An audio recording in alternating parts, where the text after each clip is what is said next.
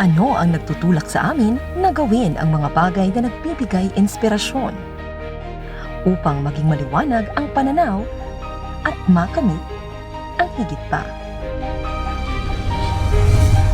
Kami ang Agricultural Training Institute Regional Training Center 5, ang ahensya para sa pagsasanay at siya ring extension arm ng Department of Agriculture sa Rehiyon 5. Pangunahing tungkulin namin ang maghatid ng mga pagsasanay upang palawakin ang produksyon sa agrikultura at pangingisda. Ang aming tanggapan ay matatagpuan sa bayan ng Pili sa probinsya ng Camarines Sur.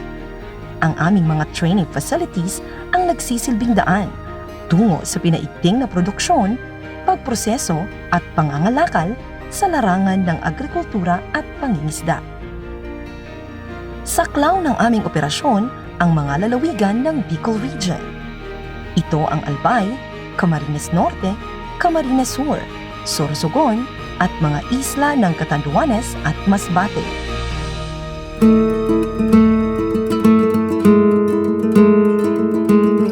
Isinusulong ng ATI ang hangaring masiguro ang sapat at abot-kayang pagkain para sa sambayanan. Upang matupad ito, nakikipagtulungan ang ATI sa iba't ibang ahensya at individual. Sila ang mga kalahok sa National at Regional Agriculture and Fisheries Extension Systems. Layunin naming makapagbigay ng mataas na antas ng kaalaman tungkol sa pagsasaka sa pamamagitan ng mga teknikal na pagsasanay para sa agricultural extension workers ng pamahalaang lokal, maging sa city, municipal at provincial agriculturists at veterinarians. Isinusulong namin ang Bicol Agriculture and Fisheries Network. Nakikipag-ugnayan din kami sa mga rural-based organizations, mga pamantasan at iba pang ahensya, pribado man o pampublikong sektor. ATI ang lead agency para sa harmonized at unified agriculture and fisheries extension sa buong bansa. Ayon sa Agriculture and Fisheries Modernization Act or AFMA, ang major extension services ay training, technology demonstration, farm and business advisory services, at information, education, and communication services. Dito nakaangkla ang 5 thematic areas ng DA-ATI Extension Leads. Patuloy naming binabalangkas ang mga akmang estratehiya upang palakasin ang kakayahan ng mga nasa sektor ng agrikultura. Isinusulong din namin ang mga bagong hakbang, makabagong pamamaraan at paghahanda para sa nagbabagong panahon. Sa pakikipagtulungan ng mga pribadong individual at mga organisasyon, pinaparami at pinapalawak ang sakop ng mga learning sites, demonstration farms at extension projects.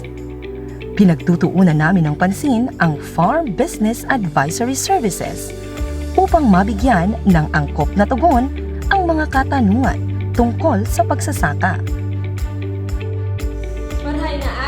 Gamit ang modernong paraan ng komunikasyon, mabilis na naihahatid ang serbisyo at impormasyon tungkol sa pagsasaka at pangingisda.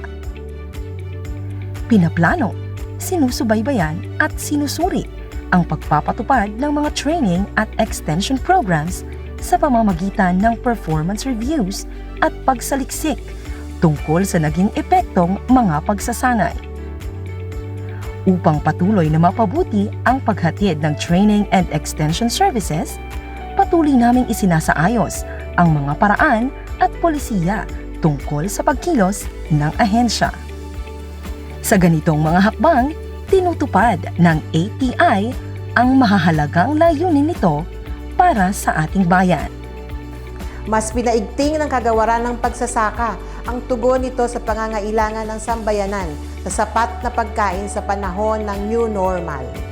Kasabay ang ATI sa pagtugon sa mga suliranin ng bayan ukol sa supply chain, kabuhayan at kalusugan dulot ng COVID-19 pandemic.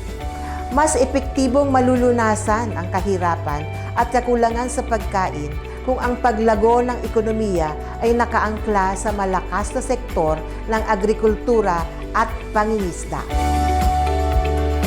Ating kaugnay, tungo sa napapanahong kaalaman, kakayahan at masiglang pamayanan. Kami ang Agricultural Training Institute sa Rehiyon 5.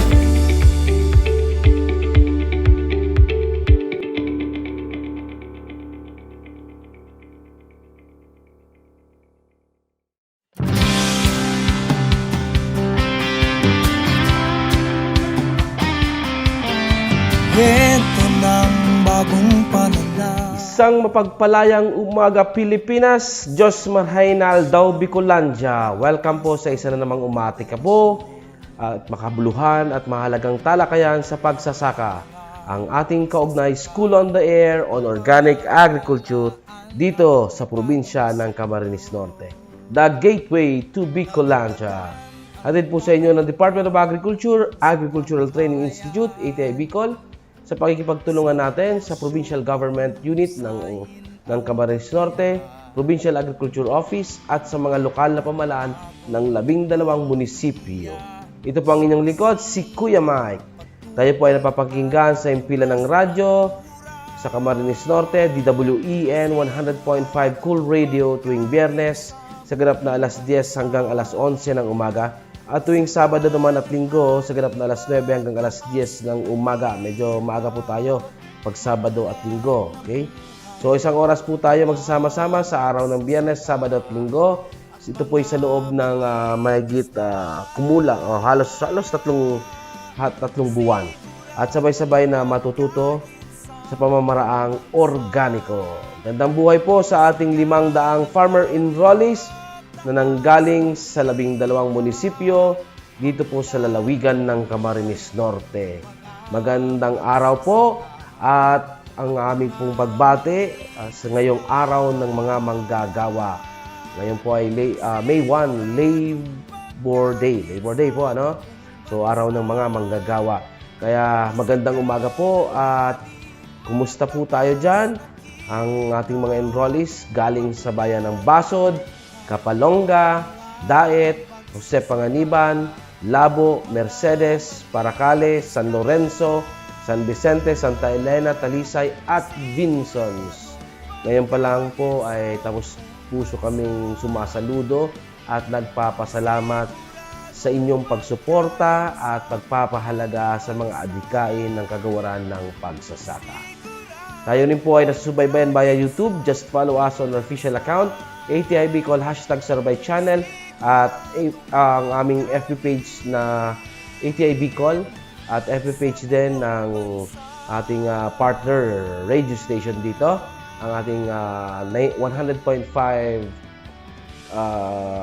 Cool Radio FM. Okay? So, yan. At ngayong araw ng mga manggagawa ng Labor Day, makakasama din po natin ang isang napaka-masipag na manggagawa din po ng isang farm.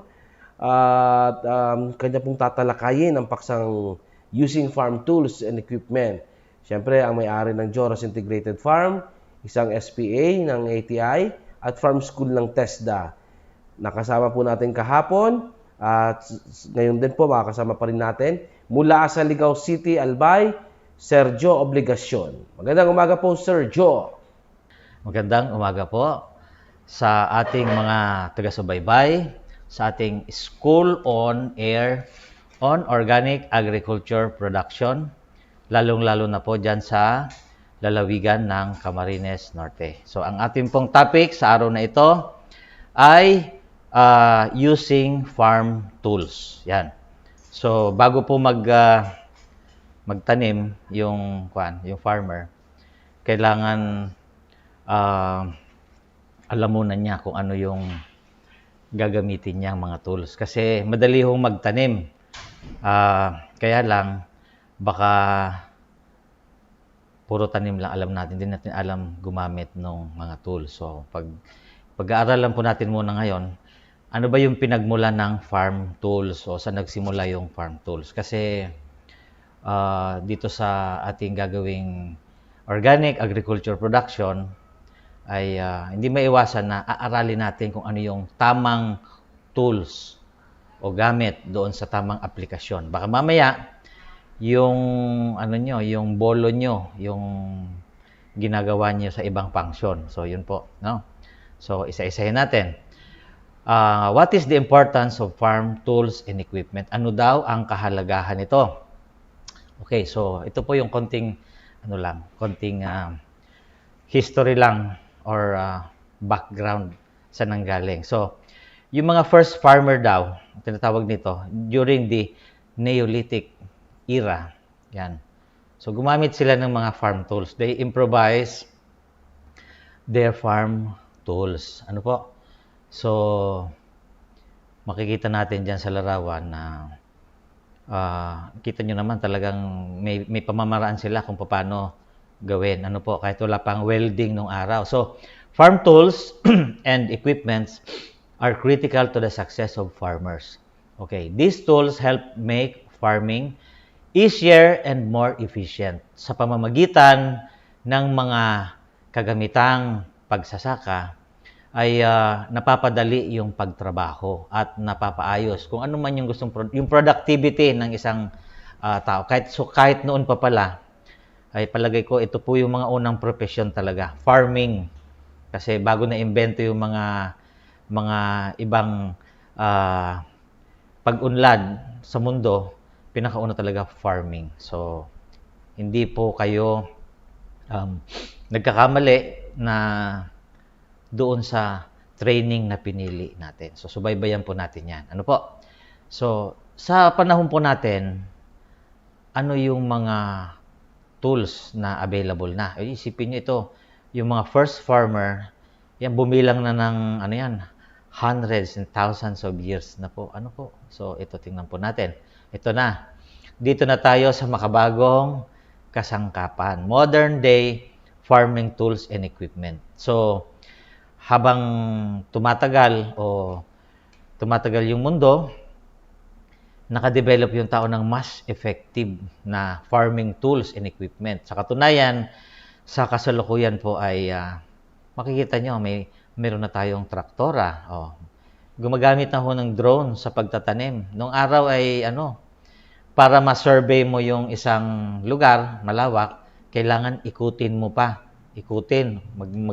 Mag-effort ka. Ngayon po, sa pamamagitan lang ng drone, mapapasyalan mo yung lahat ng farm mo sa loob ng kakaunting oras. Ano po? And hindi lang yan. Yung mga drones po, ginagamit na rin sa panahon ngayon para sa treatment ng mga chemicals. Well, chemicals like mga pesticides, mga hard commercial area, and doon din po to irrigate para diligan yung mga hindi marating. Marami ng bagay. Pero wag po tayong mag-alala kasi hindi naman ibig sabihin kailangan natin ito lahat para sa ating organic agriculture production. Doon lang tayo sa mga basic lang, minimals. Ano po? So isa-isahin natin ngayon, hindi maiwasan, iisa-isahin po natin ngayon ano yung mga farm tools na kadalasan ginagamit natin. Yung sa atin kahit sa backyard lang or small scale farming, para tayo makapag-umpisa ng farming. Yan, umpisahin natin. So dito sa ating the following are some of the most common farm tools and their uses. Yan. Yung ating pinakasikat na bolo. Yan. Bolo. Common farm tools. Huwag nyo sabihin hindi nyo alam yung bolo. Sa salita natin, sa amin, sundang. Yan. A bolo is a knife-like instrument mainly used in cutting tools. It is usually used for clearing vegetations, cutting tall weeds and grasses, and chopping branches of trees. So, hindi lang simula't simula po nakikita nyo, kahit tapos na yung panahon ng katipunan. Yung mga farmer, kita yung nakasukbit pa yung kanilang mga bolo. Yan. So, very useful po yan sa ating mga farmer. Kasi, una, that's hindi lang sa farming, kahit sa survivability, nasa matinding panganib ka, magagamit mo yan. Huwag lang sa krimen. Kasi makukulong tayo niyan. So, isahin natin, bolo. So, importante, meron ho tayo niyan para maging produktibo tayo. Halimbawa, nandun ka sa bundok o you have to clear something. Wala kang dalang bolo. So, ano ang gagawin natin? Magdala ka lang i-imaginein mo na lang. Wala hindi tayo produktibo. So, yan po ang pinakauna sa lahat. Maraming function po yan. At hindi ka makakaputol ng saging pag wala niyan. Or yung bamboo, hindi mo mahahati. Hanggang tingin ka na lang. Yun po. So, ito pong susunod natin. Ito. Ang tawag dito, crowbar. Yan. It is called a wrecking bar. A crowbar is mainly used for digging holes. Hindi lang pala ito pang bunot ng pako doon sa mga carpet. Sa farmer, pwede rin siyang pangbutas. Halimbawa, magtatanim ka ng mga seeds. Pwede siyang pang puncture ng gano'n. No? So, madali lang ho yung hindi ho mahal yan. It is used for digging holes and stumps. It can also be used as a lever hand grip. O yung kung may i-assist mo siya para hawakan yung isang bagay o ililift mo, pwede mo siyang pangkalso. See? So, importante ho yun. So, nakadalawa na ho tayo. Kaya, konti-konti ho, ay mag-iipon tayo nung ating tools. Medyo marami-rami ho ito, ha. So, ito. Ang next po ay ating pitch mattock. So, sa simpleng salita, ang tawag nito, Pico. This is a common gardening and landscaping instrument. It is a handy tool that is used for digging and breaking stones. So, yun. Pag medyo may mga mabibigat na o matitigas na lupa or something doon sa farm, ito yung yung ginagamit na pangbasag. Very handy ho siya. Wag nating gagawin na yung bolo. Yun ang gagawin nating panghukay. Di pupurol po 'yon. So wala na. Hindi na effective yung bolo o yung crowbar imagine yung crowbar maliit lang yung dulo, no? Yung bolo naman medyo malapad, kaya lang intended for chopping siya, no? So ito yung isang pinaka useful na instrument, breaking stones and digging. Maghuhukay ka, hindi ka agad-agad papalahin mo kasi pag matigas yung lupa at sinabakan mo ng pala, sigurado ko ho, magpapalit kayo ng handle ng pala. So, tamang tools doon sa tamang paggagamitan. Yan. So, at ito po pala na pinag-aaralan natin, subaybayan nyo po kasi in the event po sa mga darating na araw, magpapa-assess kayo sa TESDA papakuha kayo ng NC2. Yan. At ma-accredit kayo. Kasi yung training nyo related sa organic agriculture production ng TESDA, alamin nung school o yung mag-a-apply kayo kung talagang may knowledge kayo doon sa farming. Hindi pwedeng puro lang theory. Baka mamaya, at dito sa mga tools nito, lumalabas po ito sa assessment. Aalamin nila kung alam mo ba yung gamit niyan o alam mo yung pangalan. So, next po, ito, pinakasikat. Another, grab hoe. Yan, grab hoe helps to break hard topsoil. It is also used to crush hard soil smoothly. Yon, asadol ang tawag sa amin. Hindi ko po alam ang tawag niyan. Yung tawag ng iba, asada. So, kita nyo pag usually nung elementary pa kami, nag-garden kami sa likod ng ang tinatawag namin ng practical arts namin nung nag-aaral pa ako noon.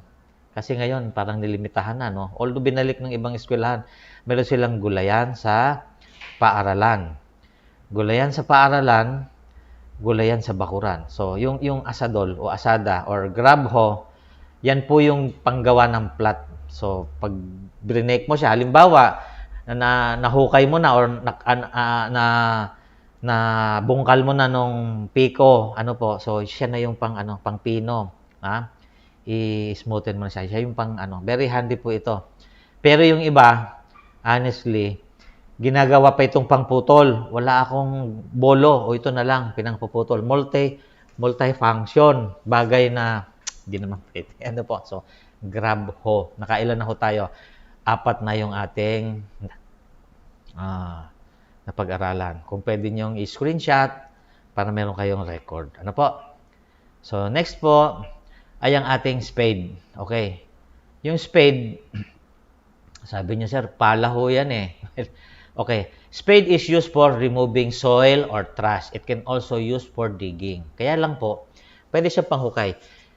Itong spade po, pala siya na flat yung dulo. Yun ang pinagkaibahan yan, flat. So, doon sa mga nagbibilad ng palay before, pag ginamit niyo yung spade, mas marami ang naipapasok doon sa sako pag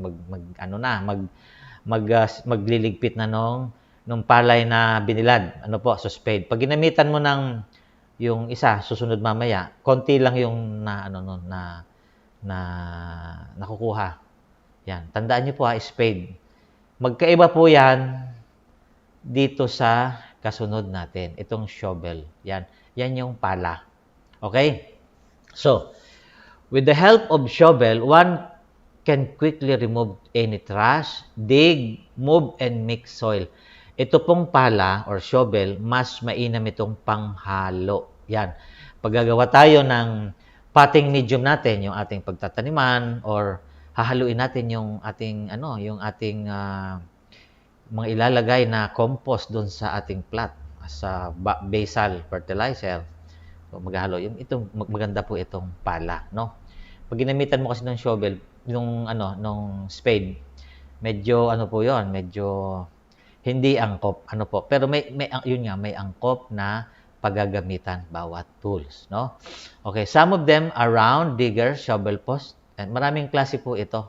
Yung sinasabing post hole shovel, yung makita nyo, yung pinanghuhukay ng poste, shovel din ang tawag nun. Post hole shovel. So, marami. Yung depende doon sa magiging function. Pag ginamit nyo ito pang poste, ang laki ng butas. Halimbawa, magbabakod kayo sa farm nyo, ang gagamitin nyo yung post hole. Nakita nyo, minsan ginagamit ng mga electrician yun eh. Tatayo ng mga poste. Yung hinuhukay dalawa. Ganun. Hindi ko lang nahagilap, pero sa susunod share natin. Ano po? So, ano pa? Ano pa yung ating dapat na makita? Ito po. Ito, rake. Rake or kalaykay sa salitang Tagalog. Sa salitang Albayano, kag-kag. Hindi ko alam sa salitang Camarines Norte or Camarines Sur. Rake is like a broom. Para daw siyang wales. But made with metal. O bakal siya. It's a farming tool used for clearing fields and gathering weeds and hay. So, halimbawa, nag-clearing tayo doon sa farm. Yan ang gagamitin natin para maipon natin yung lahat ng mga dumi, mga damo, mga dahon na naipon. So, ito po yung ginagamit.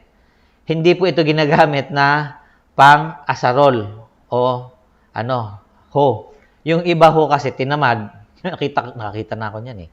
Oh, actually parang yung anak ko nakita ko ganyan eh na ginagawa niyang ginagawa niyang asarol o asada, ganun. So wala, masisira ho yan. So yan po. Mainly for pang-ipon. Pag hinila mo yan, yung mga damo, yung mga dumi, naiiwan yung soil. So ibig sabihin nakukuha lang yung particles, only the loose particles ang nakukuha po niyan. So napaka-importante ho niyan. Kasi after gathering all the trash, yung mga farm clippings mo doon, grass clippings, ano nang gagawin natin? Susunugin. Hindi po. Tandaan nyo po, sa organic agriculture, bawal ang magsunog. Pinoproteksyonan natin yung ating kalikasan. Ano po? We reduce greenhouse gas emission. Bawal ang magsunog. Yan. So, anong gagawin natin, sir? Anong gagawin natin doon sa mga sa mga nakolekta nating mga dahon-dahon. Maiipon ho yan maiipon. Yun po yung ginagawa nating compost. Compost fertilizer. Which is sa mga darating na araw, yun ang ituturo sa atin. Paggawa ng compost. Yung sa atin ngayon, ang inaaral lang natin, ano ba yung mga tools. Yun muna. Kumbaga sa gera, bago tayo sumabak sa gera, ano yung armas natin? Ito yung tinatawag na weapons. Yun. Weapons of mass cultivation. Lahat ng paraan ng pagko-cultivate pwede natin gawin. Hindi po weapons of mass destruction, ha? Okay. So ito, susunod. Ito importante din. At yung rake, itong kalaykay, hindi pwedeng ito yung function niya kasi useless. Okay. So, check natin. Marami ho ito. Yan. Ang tawag dito is spading fork. Kita nyo, tinidor. Ang sabi ng iba, tinidor ng demonyo daw. So, pag nakakita ng sabi niyo, uy, tinidor ng demonyo yan. Sabi ko nga, mabuti ka pa, nakakita ka na ng demonyo. Yan po, ang tawag po dyan, spading fork. It is used for digging out roots. Yung may mga ugat, hindi naman pwedeng yung kamay mo mismo yung ilalaban mo ng sabayan doon sa paghakot ng malalim. Well, yung may mga dumi-dumi ng baka, mga ganon. Hindi naman pwedeng kamay, di ba? So ito yung very useful po ito. It is used for digging out roots, loosening soil, pangpabuhaghag. Halimbawa, may nakapile up, so ginaganon-ganon mo siya. Para mo siyang hinahalo mo for aeration, para pumasok yung hangin, okay? Turning materials in a compost heap. O, ito yung sinasabi ko kanina. After naipon natin yung mga damo doon sa paglilinis, hindi po tinatapon yon, iniipon siya. Okay? So, pag naipon, pinababayaan mo siya. Pero, para madali yung magiging compost fertilizer, dapat po ay hinahalo mo siya at least twice a week. Binabaliktad mo para yung hangin pumapasok.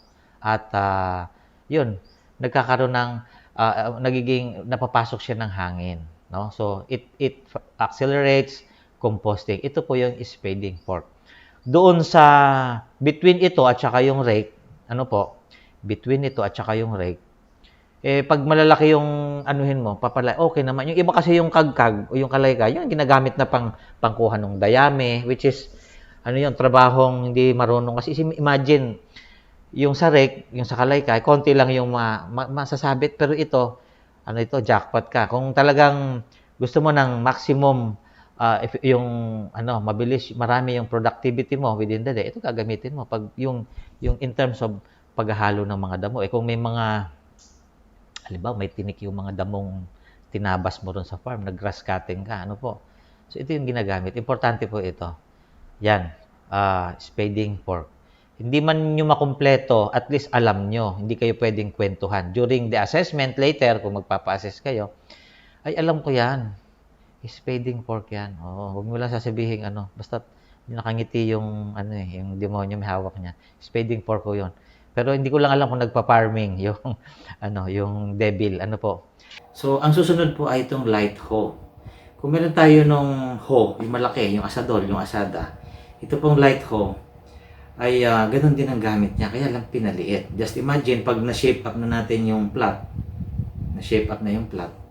ay siya na yung gagamitin mo kasi ibig sabihin, manageable na, Dahil pag yung malaki pag gagamitin mo ron, nandun ka na sa plot, maayos na, parang napaka-inconveniente. So, still, yung malaking hoe, pinaliit dito sa light hoe. Yan. Light hoe is used for leveling and loosing soil. It is also used for digging furrows for planting. So, actually marami ho niyan sa mga maliliit na hardware, sa mall. Sa mall nga, meron na po niyan. Yan. Pinaliit yung, yung hoe. Okay? Ang susunod natin na tools ay itong hand trowel. Yung hand trowel, pinaliit pong pala. Pinaliit siyang shovel, Hand trowels are used for loosing the soil around the plant. So, pag nakapagtanim na po tayo at kailangan nating i-grooming, may mga damo-damo na or medyo compacted na yung soil doon sa palibot ng plant. Yun, ito very useful po ito, hand trowel. Hindi, pinaliit siyang version ng pala. So, handy lang ho siya. Kasi kung isipin mo nga naman, puro na plants yun, nandun sa plat. Gagamitan mo pa ng pala. Pinapakita lang po rito na walang dahilan ngayon sa ating mga organic farmers na sabihin natin, hindi pwede. So, lahat pwede na ho eh. No? Lahat pwede na. Yan. At kung yung rake, tandaan niyo po yung rake, yung kagkag, yung asada, yung kalaykay, malaki, ito yung smaller version. No? Ang tawag po dyan ay hand cultivator. Medyo pinaliit, parang mga kuko siya. No? This is a simple garden instrument used for cultivating garden plants and removing weeds. So, pagtanggal ng damo. Pag medyo ginamitan nyo yung hand trowel, yung maliit, no? Siyempre, nabuhaghag na yung lupa, gagamitin nyo na ito. Kasi isipin nyo, kung hindi kayo gagamit yan at yung bare hands lang, so medyo nagyabang tayo ng konti, kamay na lang. Kung araw-araw mong ginawa, baka after the end of the week, naubos na yung daliri mo, napudpud na. Hand cultivator. No? Parang bago. Actually po, sa organic farming, sinishare lang natin. Pero hindi naman lahat kailangan bilhin kaagad. As it goes, makikita nyo yung pangangailangan, pwede nating pag-ipunan para konti-konti mabili natin. So, yung spading fork na malaki. Paano po niyan, sir? Paano pag lumiit na? Halimbawa, nandun na sa mga gitna ng maliliit na tanim. O nasa plat ka, nakaupo ka.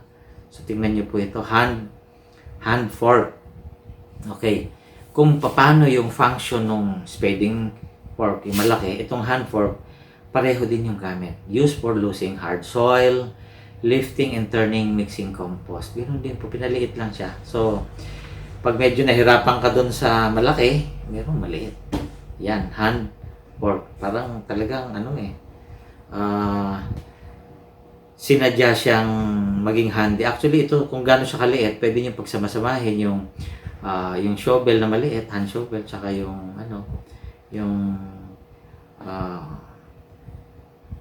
pwede na sa isang lalagyan. And ito pong ating, ang susunod po ay ang pinaka-importante. Hindi po yan gunting. Pagdating po sa paghahalaman, ang tawag po dyan ay pruning shears. Yan. Pruning shears are also called pruning scissors. No? They are sharp, heavy-duty scissors that are used for cutting branches of trees and plant stems. So, pag po kasi gunting ang ginamit natin, madaling masira yung gunting. No? Hindi siya talagang tough. Pero itong pruning shear ay medyo tough siya kahit medyo mga kahoy-kahoy na yung tinatabas natin. Yan po yung nakikita nyo dun sa mga nag-garden. Yan talaga yung pinakagamit nila. Lalo yung mga nag-groom. Yung grooming, araw-araw or every other day. Bali, habang umiikot siya dun sa taniman niya, yung mga tuyong dahon, no? Yung mga tuyong bulaklak, yun yung pinangpuputol niya. Tawag ng pruning shears to. So, napaka-useful po niyan. At matibay po yan kumpara dun sa ordinaryong gunting. So, yung dinidiscuss po natin dito, katulad na isinishare namin sa mga darating na araw, mas maganda ho kung ma-screenshot nyo or makuha nyo ng detalye ito. Kasi, at least pag nag-apply kayo ng trabaho, pagkatapos nitong ating training, magkakaroon kayo ng certificate. O yun, di ba? So, kahit matagal-tagal pa. So, I encourage you na ituloy po natin. Hindi yan as it goes, tandaan natin habang tumatagal, magiging interesting yung ating subject or yung ating school on air on organic agriculture. Ano po? So, pruning shears. Ang kasunod po niyan, ito napaka-importante din ito. Yan. Ito pong axe or palakol. Patok. Yan. It is used for cutting wood and big branches of trees. Tandaan po natin, axe. Isipin nyo kung meron kayong dalang bolo. Yung bolo, pwede rin gamitin. Pero as much as possible, pag medyo lumaki na yung kahoy, gamitin na natin ng palakol. Yun. Kasi, just imagine, kailangan mo magsibak ng kahoy. Yung medyo malalaki na, mga pinutol na puno ng kahoy. So, yung palakol po. Importante po ito. No? Yan. And, ito po, meron tayong knife, no? Kutsilyo. Yan. So, yung kutsilyo, pinaliit na bolo. Tandaan natin, no? Pinaliit na bolo. So, yung iba, meron ng tawag ng iba, hunting knife. Pero ito, usually po gamit yung knife na yan pag nag-pruning tayo. Gagawa ka ng, ng mga pananim. Yan, very handy po yan, no? At saka, means of rin yan. Survival din pag nandun ka sa taniman.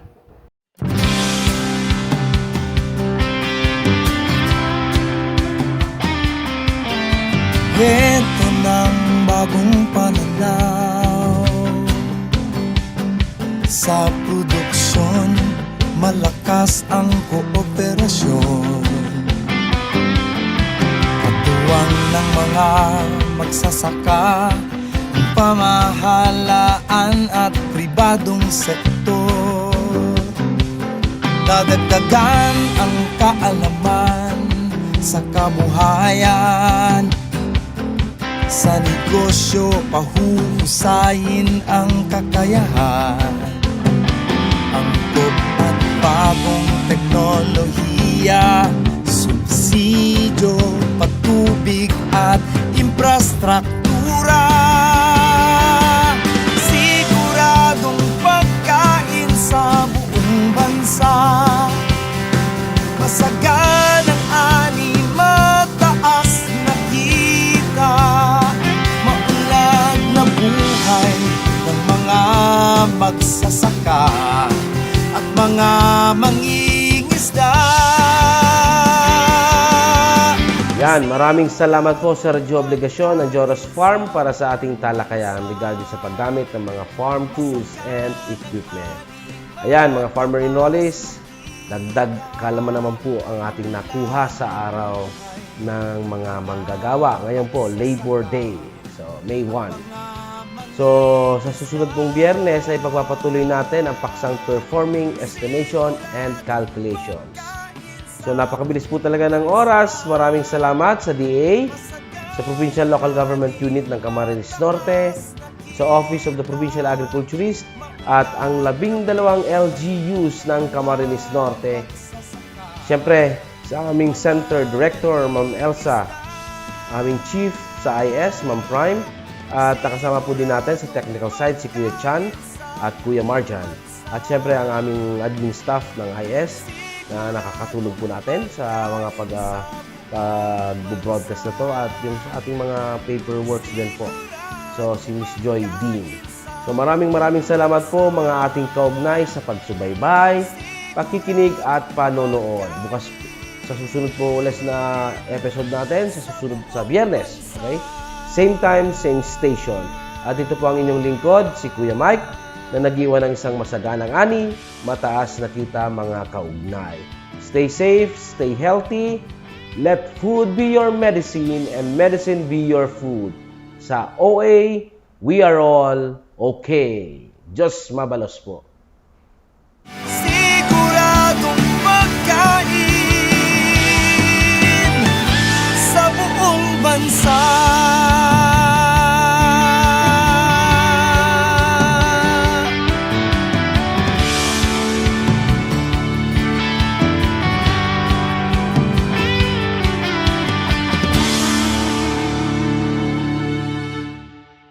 Tayo na't ating alamin kung ano ang e-learning for agriculture and fisheries. Ang e-learning for agriculture and fisheries ay isang major component ng Department of Agriculture, Agricultural Training Institute o DAATI e-extension program na nagbibigay alternatibo sa tradisyonal na serbisyong ekstensyon sa pagsasaka, pangingisda, maging sa sektor ng natural resources sa pamamagitan ng ICT o Information and Communication Technology. Paano magrehistro sa e-learning? Bumisita sa e-extension site na e-extension.gov.ph at i-click lamang ang e-learning component. I-click ang Create New Account link. Sagutan ang account registration form. Makakatanggap ka ng mensahe sa email para sa kumpirmasyon ng inyong account. At pwede ka na mag-login gamit ang inyong account. Bilang e-learners, makaka-enroll ka na sa iba't ibang kurso patungkol sa agrikultura at pangingisda. Pangalawa, maaari ka rin makadownload na ng digital learning resources o TechnoKits. At makakapanood ka pa ng mga video clips. Maaari ka na rin makisali sa iba't ibang diskusyon at forum online. Ako po si Kuya Chan, yan ang ating alamin.